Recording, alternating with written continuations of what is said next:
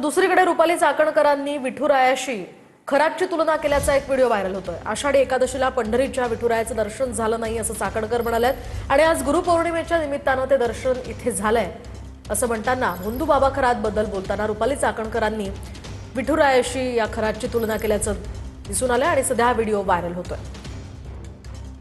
आषाढी एकादशी नुकतीच झाली सर, तुम्हाला कल्पना ताईंना असं पाहून विठ्ठल रुक्मिणीची क्षणभर आठवण झाली। सगळ्यांना कदाचित पंढरीच्या विठुरायाच्या गाभाऱ्यात जाऊन दर्शन करता आलं नसेल, ते दर्शन आज आम्हाला या गुरुपौर्णिमेच्या निमित्ताने या ठिकाणी होत आहे।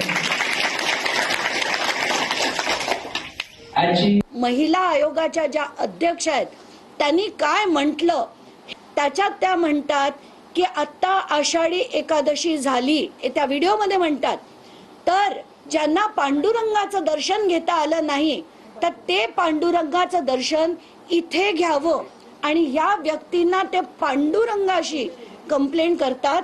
हे मला अतिशय शॉकिंग वाटतंय की त्याच्यात आषाढी एकादशीला पांडुरंगाचं रूप तुमच्या समोर आहे आणि रुक्मिणी म्हणजे त्यांच्या पत्नीना, अशोक खरात त्यांच्या पत्नीना त्या पांडुरंगाची रुक्मिणी म्हणतात।